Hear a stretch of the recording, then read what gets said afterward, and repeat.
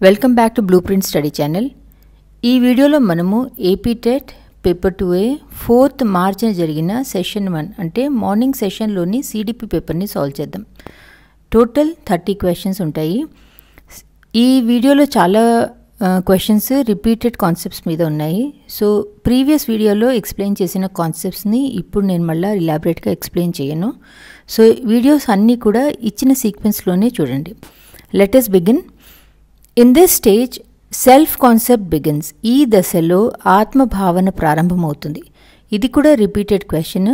Self concept అనేది early childhood పూర్వ బాల్య దశలో స్టార్ట్ అవుతుందంటే పిల్లలు అరౌండ్ 2 to 3 years ఓల్డ్ ఉన్నప్పుడు వాళ్ళు నాది నేను అని చెప్పటం, లేదా అద్దం ముందు నుంచుని వాళ్ళని చూసుకోవటం, ఇవన్నీ కూడా మనకి సెల్ఫ్ కాన్సెప్ట్ కిందకు వస్తాయి. ఎర్లీ చైల్డ్హుడ్లో స్టార్ట్ అవుతాయి.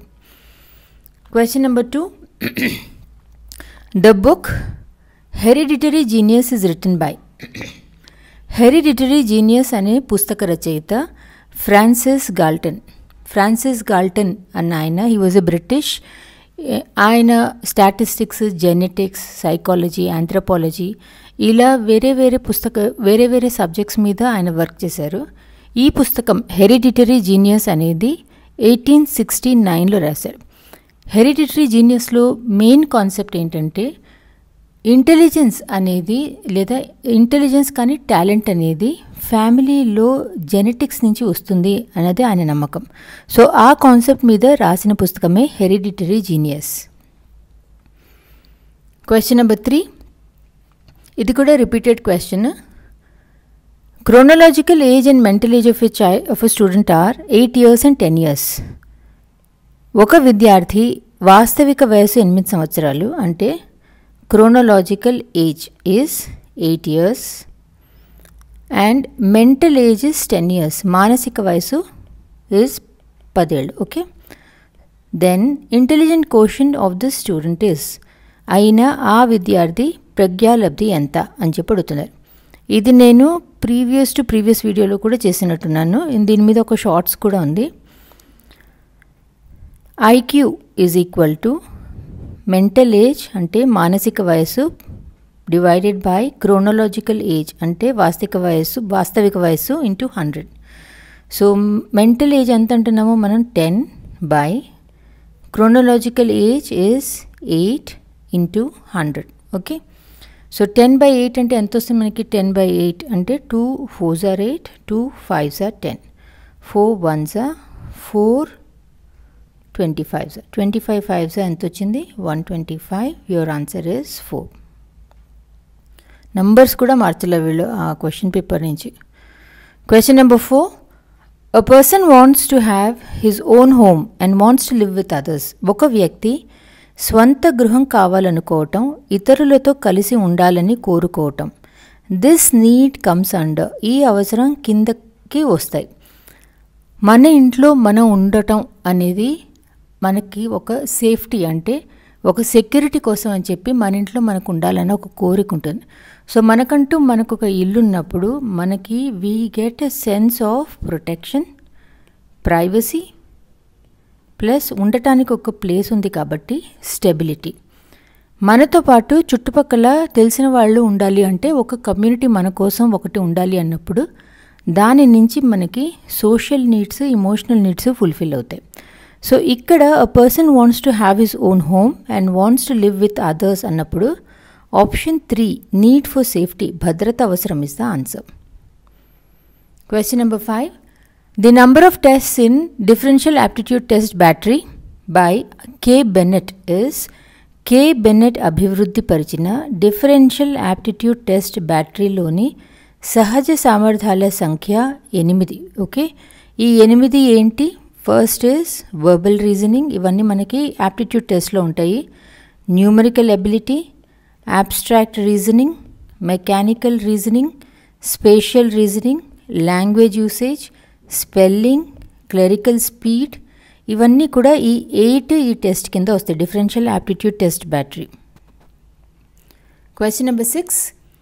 పావ్లోస్ experiments conducted on dogs comes under, కుక్కల మీద పావ్లో చేసిన ప్రయోగాలు వీటి కిందకు వస్తాయి. పావ్లోవ్ అనగానే మనకి గుర్తుకు రావాల్సింది క్లాసికల్ లెర్నింగ్, సాంప్రదాయక నిబంధన. సో పావ్లోవ్స్ చెప్పిన థియరీ ప్రకారం మీరందరికీ ఇది చాలా ఇంపార్టెంట్ టాపిక్, చదివే ఉంటారు. Neutral stimulus and meaningful stimulus. ముందు ఒక కుక్కకి మనము ఒక ఫుడ్ చూపిస్తే అది సలైవా ఇవ్వటం మొదలు పెడుతుంది. తర్వాత ఆ ఫుడ్తో పాటు ఏదైతే గంటను మోగిస్తామో ఆ గంట సౌండ్తో అసోసియేట్ చేసి కుక్క మీరు ఫుడ్ చూపించకపోయినా కూడా బెల్ మోత వినేసరికి అది సలైవా ఇవ్వటం, దాని నోట్ల నుంచి సలైవా రావటం మొదలు పెడుతుంది. ఇదే మనకి క్లాసికల్ లెర్నింగ్ లేదా పావ్లోవ్స్ ఎక్స్పెరిమెంట్ కిందకు వస్తుంది. Question number 7. The chairman of national education policy. ఇది కూడా రిపీటెడ్ క్వశ్చనే, ఇంతకు ముందు క్వశ్చన్ కూడా రిపీటెడే. Okay, so the chairman of national education policy 2020, జాతీయ విద్యా విధానం 2020కి చైర్మన్గా వ్యవహరించిన ఆయన డాక్టర్ కస్తూరి రంగన్. డాక్టర్ కస్తూరి రంగన్ అన్న ఆయన he is a Indian economist and academician. Doctor D S Kothari అన్న ఆయన he is a eminent Indian scientist as well as a educationist. ఈయన 60sలో ఇండియాలో చాలా ఎడ్యుకేషనల్ రిఫార్మ్స్, ఇనిషియేటివ్స్ తీసుకొచ్చారు. డాక్టర్ నారాయణమూర్తి అన్న ఆయన పేరు కూడా మనం అందరం విన్నాం. He is the co-founder of Infosys, one of India's largest IT services companies. Smriti Irani అన్న ఆయన బీజేపీ గవర్నమెంట్లో పాలిటీషియన్. ఎక్స్పాండ్ దీక్ష. ఇది కూడా రిపీటెడ్ క్వశ్చన్. దీక్షని విస్తరించండి. Digital infrastructure for knowledge sharing. Diksha అనేది it is a digital platform, Indian government launch చేసిన ప్లాట్ఫామ్ ఇది. ఇందులో టీచర్స్, స్టూడెంట్స్, పేరెంట్స్కి కావాల్సిన కొన్ని నాలెడ్జ్ని, లెర్నింగ్ రిసోర్సెస్ని షేర్ చేశారు. లైక్ అవి videos, e books, lesson plans, worksheets, interactive modules, ఇలా వేరే వేరే క్లాసెస్కి, వేరే వేరే సబ్జెక్ట్స్కి కావాల్సిన రిసోర్సెస్ని ఈ దీక్ష అన్న డిజిటల్ ప్లాట్ఫామ్ మీద ఇండియన్ గవర్నమెంట్ లాంచ్ చేసింది. Question number 9. According to National Policy, Educational Policy 2020, pattern of education level is, ఇది కూడా repeated question. జాతీయ విద్యా విధానం 2020 ప్రకారం విద్యా స్థాయిలు 5+3+3+4 సిస్టమ్. ఇప్పుడు ఇంతకుముందు మనకి 10+2+3 ఉండేది, ఇప్పుడు 5+3+3+4. ఓకే, ఫస్ట్ 5 ఏమో మనకి ఫౌండేషనల్ స్టేజ్, అంటే 3 to 8 years పిల్లల వరకు. తర్వాత 3 అనేది ఇట్ ఈస్ ప్రిపరేటరీ స్టేజ్, అంటే 8 ఏళ్ల నుంచి 11 ఏళ్ల పిల్లల వరకు. మిడిల్ స్టేజ్ 3 ఏళ్ళు, దట్ ఈస్ 11 years నుంచి 14 ఏళ్ల పిల్లల వరకు. లాస్ట్కున్న 4 ఏళ్ళు సెకండరీ స్టేజ్, అంటే 14 ఏళ్ల పిల్లల నుంచి 18 ఏళ్ల పిల్లల వరకు. Question number 10, repeated question. Mana Badi Nadu Nedu programme is intended for. Mana Badi Nadu Nedu కార్యక్రమం దీని కొరకు ఉద్దేశించబడింది. ఇది క్రియేటింగ్ ఇన్ఫ్రాస్ట్రక్చర్, మౌలిక వసతుల కల్పన కోసం అని చెప్పి ఆంధ్రప్రదేశ్ గవర్నమెంట్ ఇనిషియేటివ్ ఇది. సో క్లాసుల్లో, గవర్నమెంట్ స్కూల్స్లో క్లాస్ రూమ్స్లో వాటిని ఇంప్రూవ్ చేయడానికి, స్కూల్స్లో ఉన్న టాయిలెట్స్, లైబ్రరీస్, అదర్ ఫెసిలిటీస్ని ఇంప్రూవ్ చేయడానికి, అంటే బేసికల్లీ ఆంధ్రప్రదేశ్లో ఉండే గవర్నమెంట్ స్కూల్స్ యొక్క క్వాలిటీని పెంచడానికి అని చెప్పి చేసిన స్కీమ్ ప్రోగ్రామ్ ఇది. Question number 11. The main purpose of NCF 2005, repeated question. NCF 2005 ప్రధాన లక్ష్యం ఇస్ కన్స్ట్రక్షన్ ఆఫ్ నాలెడ్జ్, జ్ఞాన నిర్మాణం. ఓకే, సో ఎన్సీఎఫ్ అనేది రోట్ మెమరీ నుంచి understanding and application of concepts వైపు అడుగుపెట్టిన first national curriculum framework. So ఇది 2005లో వచ్చింది. And they emphasised learner centred approach towards education. పుస్తకాల్లో ఉన్న కంటెంట్ మాత్రమే నేర్చుకోవటం కాకుండా పిల్లలలో క్రిటికల్ థింకింగ్ పెరగాలి, క్రియేటివిటీ పెరగాలి అండ్ హోలిస్టిక్ డెవలప్మెంట్ ఉండాలి అని చెప్పి ఏం చేశారు ఎన్సీఎఫ్లో. Question number 12. Right to education 2009 is applicable to children in the age group of. ఇది రిపీటెడ్ 6 to 14 years. బాలల విద్యా హక్కు చట్టం 2009 ఈ వయసు వారికి సంబంధించింది. రైట్ టు ఎడ్యుకేషన్ కింద 6 నుంచి 14 ఏళ్ల పిల్లలకి వాళ్ళు ఏ economic socio economic background regardless of caste or anything, వాళ్ళకి ఎన్ని డబ్బులున్నా లేకపోయినా అందరికీ కూడా they have a right to education, అంటే ఫ్రీ ఎడ్యుకేషన్కి రైట్ ఉంది వాళ్ళకి. Question number 13, teachers should keep these things in mind while teaching in the classroom. తరగతి గదిలో బోధన చేయనప్పుడు ఉపాధ్యాయుడు ఈ విషయాన్ని గుర్తుంచుకోవాలి. Financial position of the children, పిల్లల ఆర్థిక స్థాయి గురించి teacher should not worry. Social status of the children, పిల్లల సామాజిక స్థాయి గురించి కూడా మనం పట్టించుకోకూడదు. ఫిజికల్ స్టామినా ఆఫ్ చిల్డ్రన్, పిల్లల శారీరక దృఢత్వం అన్నది ఇంపార్టెంటే, కానీ while teaching in the classroom అని అడుగుతున్నారు కాబట్టి ఇది కూడా ఈ క్వశ్చన్కి పనికిరాదు. So what should the teacher keep in mind? The individual differences, వైయక్తిక భేదాలు. పిల్లలు ఒక్కొక్కళ్ళు ఒక్కొక్కలాగా ఉంటారు, ఒక్కొక్కళ్ళకి ఒక్కొక్క లెర్నింగ్ స్టైల్ అనేది ఉంటుంది. ఎబిలిటీస్ ఒక్కొక్క పిల్లలవి ఒక్కొక్క లెవెల్లో ఉంటాయి, ఒక్కొక్కళ్ళ ఇంట్రెస్ట్ ఒక్కొక్కలాగా ఉంటారు, ఒక్కొక్కళ్ళ బ్యాక్గ్రౌండ్ ఒక్కొక్కలాగా ఉంటుంది. అందుకని చెప్పి వాళ్ళ ఇండివిజువల్ డిఫరెన్సెస్ని టీచర్ చూసి ఎవరికి ఏ టీచింగ్ మెథడ్ ఎక్కువ సూట్ అవుతుంది, ఎవరికైనా పర్సనల్ సపోర్ట్ కావాలా అని చెప్పి చూసి వాళ్ళు ప్రొవైడ్ చేయాలి. సో ఇక్కడ తరగతి గదిలో బోధన చేయనప్పుడు ఉపాధ్యాయుడు ఈ విషయాన్ని గుర్తుపెట్టుకోవాలి అన్నప్పుడు ఇండివిజువల్ డిఫరెన్సెస్, వైయక్తిక భేదాలు is the correct answer. Question number 14, in a list of 20 multiple choice questions student answered 15 questions correctly. His recognition score is 20 బహుళైచ్ఛిక ప్రశ్నల నుండి ఒక వ్యక్తి 15 ప్రశ్నలకు సరైన సమాధానాలు ఇచ్చాడు.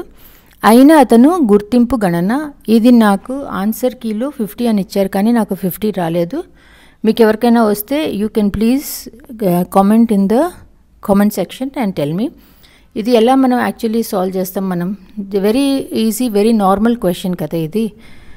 15 క్వశ్చన్స్ ఆన్సర్ చేశారు 20 క్వశ్చన్స్లోంచి. ఓకే, సో అంటే 15 క్వశ్చన్స్ని రికగ్నైజ్ చేసినట్టే కదా. So what is the recognition score? 15 out of the total questions into 100, that is 2 5s are 10. ఎంత వచ్చింది? 15 into 5, 5 5s are 25, 5 1s are 5, 6 7. I got 75%. 15 by 20 into 100, 21s are 25s are. ఎలా చూసినా కూడా నాకు 75% వస్తుంది కానీ 50% రాలేదు. Question number 15, language development in children depends on. పిల్లల్లో భాషాభివృద్ధి వీటిపై ఆధారపడింది.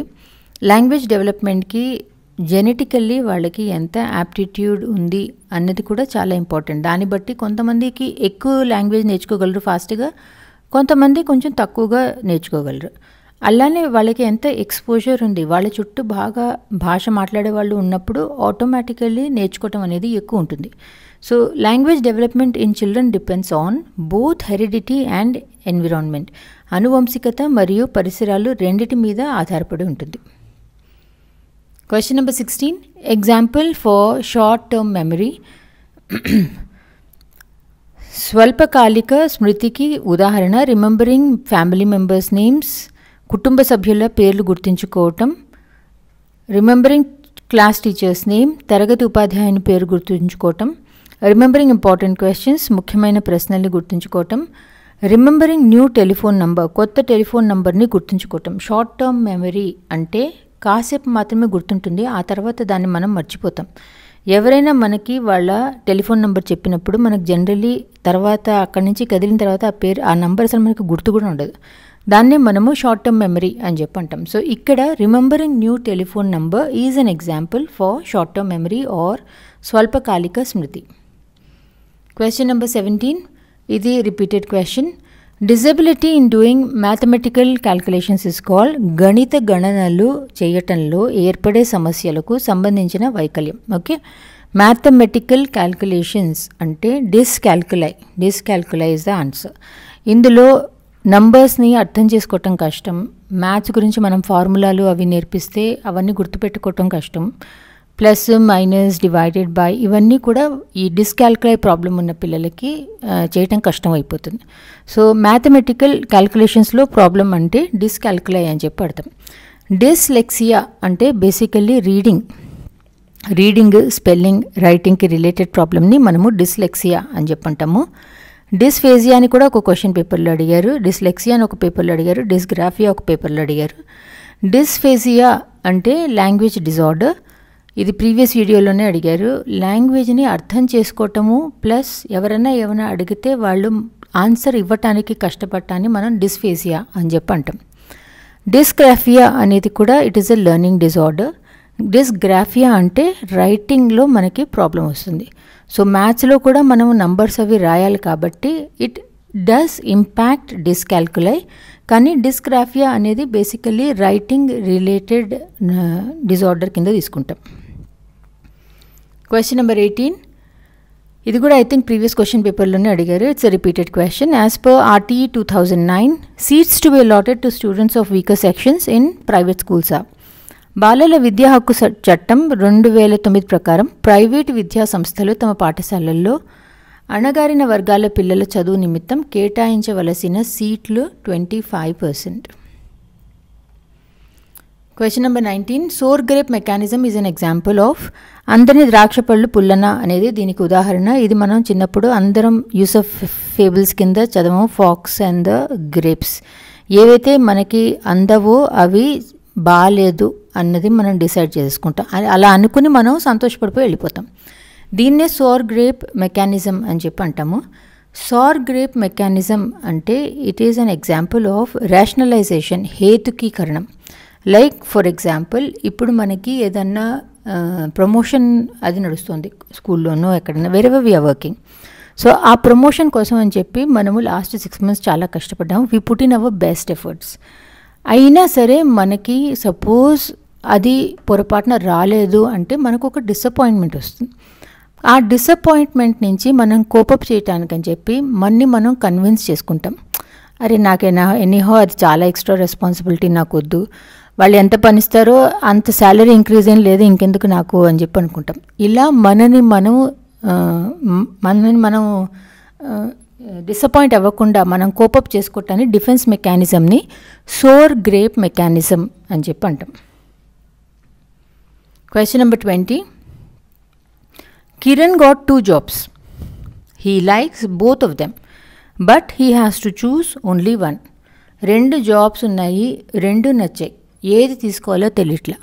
ఇది కూడా కష్టమే యాక్చువల్లీ. 2 నచ్చినప్పుడు కూడా డిజైరబుల్ ఆప్షన్స్ అన్నప్పుడు అందులోంచి ఒకటి సెలెక్ట్ చేసుకోవటం కూడా చాలా కష్టం. ఒకటి మంచిది ఒకటి పిచ్చిది అంటే సెలెక్షన్ ఈజీ అవుతుంది.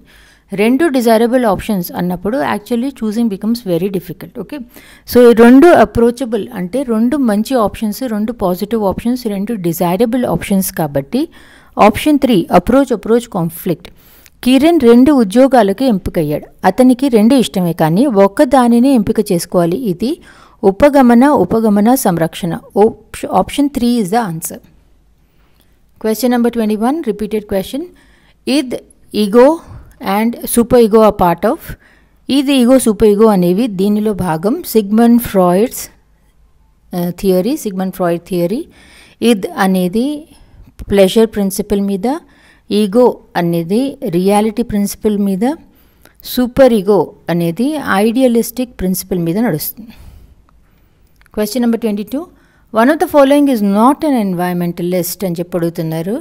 నాట్ అంటే MS Galton is the answer. Question number 23, the most successful style of child rearing. Repeated question. కింది వానిలో పిల్లల పెంపకం రకాలలో విజయవంతమైనది ఈజ్ అథారిటేటివ్, సాధికారతత్వ పెంపకం. అథారిటేటివ్ పేరెంటింగ్ స్టైల్లో పిల్లల నుంచి డిమాండ్ కూడా ఎక్కువ ఉంటుంది. ఇది చేయాల్సిందే అని చెప్పి చెప్తారు. అలానే పిల్లల వైపు మనం చూపించే ప్రేమ కూడా ఎక్కువే ఉంటుంది. కానీ పిల్లలకి వాళ్ళకి ఒక అభిప్రాయం ఉంటే వాళ్ళ అభిప్రాయానికి మనం విలువ ఇచ్చి వాళ్ళ ఏజ్ పెరుగుతున్న కొద్దీ వాళ్ళకి ఇండిపెండెన్స్, ఫ్రీడమ్ కూడా ఇస్తూ ఉంటాం. అలాంటి పేరెంటింగ్ స్టైల్ని అథారిటేటివ్ పేరెంటింగ్ స్టైల్, సాధికారతత్వ పెంపకం స్టైల్, ఇది అన్నిటికంటే సక్సెస్ఫుల్, విజయవంతమైనది. క్వశ్చన్ నెంబర్ 24, ఇది కూడా repeated question. 1 megabyte is equal to 1024 kilobytes. Okay, 1 megabyte దీనికి సమానం 1024 kilobytes. ఇక్కడ ఏముంది అన్నది కూడా మీరు చదవటం చాలా ఇంపార్టెంట్. ఊరికే నంబర్ మాత్రం చదవద్దు. Question number 25, CPU consists of. CPU అంటే సెంట్రల్ ప్రాసెసింగ్ యూనిట్. ఓకే, ఇది primary component of a computer. మనం ఇచ్చే ఇన్స్ట్రక్షన్స్ని ఎగ్జిక్యూట్ చేసి మనం ఇచ్చే క్యాల్కులేషన్ని పర్ఫామ్ చేసేది ఇవన్నీ కూడా మనకి సిపియూలోనే నడుస్తాయి. సిపియూలో 3 పార్ట్స్ ఉంటాయి: control unit, arithmetic and logical unit, memory unit. So control యూనిట్లో ఏమో it manages and coordinates the operations, అంటే మనం ఏవైతే ఇన్స్ట్రక్షన్స్ ఇస్తామో overall control of the operation ఇవన్నీ మనకి కంట్రోల్ యూనిట్లో నడుస్తాయి. అర్థమెటిక్ అండ్ లాజికల్ యూనిట్లో addition, subtraction, multiplication, division and logical operations అంటే అండ్, ఆర్, నాట్ ఇవన్నీ ఏవైతే మన డేటాలో ఉంటాయో వీటిని అర్థమెటికల్ అండ్ లాజికల్ యూనిట్లో అది it performs. Third is memory unit. Memory unit అంటే పేరులోనే మనకు తెలుస్తుంది, it stores the data and instructions. Okay, so ఈ జనరల్లీ మనకి ఎప్పుడైనా ఆన్సర్ తెలియలేదు అంటే ఇలా 4 ఆప్షన్స్లో జనరల్లీ ఏదైతే ఎక్కువ లాంగ్గా ఉంటుందో most of the time answer అదే ఉంటుంది. I'm not telling every time but most of the time. So option 1 is the answer. CPU వీటిని కలిగి ఉంటుంది: control unit, arithmetic and logical unit and memory unit. Option 1 is the answer. Question number 26. Slide show is a part of. Slide show దీనిలో భాగము. Slide show is a part of MS power point. Generally lessons అవన్నీ ఇప్పుడు నేను వీడియోలో చేసే చాలా lessons కూడా power పాయింట్ని వాడే టెక్స్ట్, ఇమేజెస్ వీటిని వాడి స్లైడ్స్ని తయారు చేసి ఒక ప్రజెంటేషన్ని తయారు చేస్తాము. దాన్నే మనం పవర్ పాయింట్, దాంట్లోనే మనం చూపించేది slide show. Question number 27. It's a repeated question. Continuous and Comprehensive Evaluation CCE is proposed by NCF 2005. నిరంతర సమగ్ర మూల్యాంకనాన్ని ప్రతిపాదించినది NCF 2005. Question number 28. A boy having an IQ of 160 comes under this category. Repeated question. IQ 160 కలిగిన బాలుడు ఈ కేటగిరీకి చెందుతాడు. IQ table నేను Telegram ఛానల్లో ఈరోజు పొద్దునే షేర్ చేశాను, మీ కాంటాక్ట్కి వెళ్ళి మీరు డౌన్లోడ్ చేసుకోవచ్చు. హ్యావింగ్ అన్ ఐక్యూ ఆఫ్ 160 అంటే గిఫ్టెడ్ కిందకు వస్తారు, ప్రతిభావంతులు. Okay, question number 29. This is not a reason for forgetting. క్రింది వానిలో విస్మృతికి కారణం కానిది. డిస్యూజ్ అంటే అనుపయోగం, ఇన్హిబిషన్స్ అవరోధం, రిప్రెషన్ దమనం. ఈ మూడిటి వల్ల మనము తెలిసిన దాన్ని కూడా మనము మర్చిపోయే ఛాన్స్ ఉంటుంది. Okay, we may forget it. ఎక్కువ చదివినందువల్ల, అతిగా చదవటం వల్ల మనం ఏం మర్చిపోం. So not a reason for forgetting అన్నప్పుడు ఆప్షన్ 4 ఓవర్ రీడింగ్, అతిగా చదవటం is the correct answer. Question number 30. Repeated question. Social intelligence is high in dash. కింది వానిలో సాంఘిక ప్రజ్ఞ ఎక్కువగా వీరిలో ఉంటుంది. సోషల్ ఇంటెలిజెన్స్ అంటే ఏంటి? Interpersonal intelligence. Okay, Harvard gardeners multiple intelligences theory ప్రకారం ఇది సోషల్ ఇంటెలిజెన్సెస్ కిందకు వస్తుంది. సో పొలిటికల్ లీడర్స్, రాజకీయ నాయకులకి social intelligence or interpersonal intelligence, సాంఘిక ప్రజ్ఞ ఉండటం చాలా అవసరం. ఎందుకంటే వాళ్ళు వేరే వేరే వాళ్ళతో, వేరే వేరే పార్టీలతో అలయన్సెస్ బిల్డ్ చేసుకుంటూ ఉండాలి, వేరే వాళ్ళతో నెగోషియేట్ చేయటం రావాలి, అవతల వాళ్ళ అవసరాలు ఏంటి అని అర్థం చేసుకోవటం రావాలి, వాళ్ళ కాన్స్టిట్యూయెంట్స్లో వాళ్ళ ప్రాబ్లమ్స్ ఏంటి, వాళ్ళ కన్సర్న్స్ ఏంటి, ఇవన్నీ తెలుసుకోవటం కూడా కావాలి. సో అవతల వాళ్ళతో రిలేషన్షిప్ చాలా బాగా ఉండాలి. కాబట్టి పొలిటికల్ లీడర్స్కి ఇంటర్పర్సనల్ స్కిల్స్ అంటే సోషల్ ఇంటెలిజెన్స్ హైగా ఉండాలి.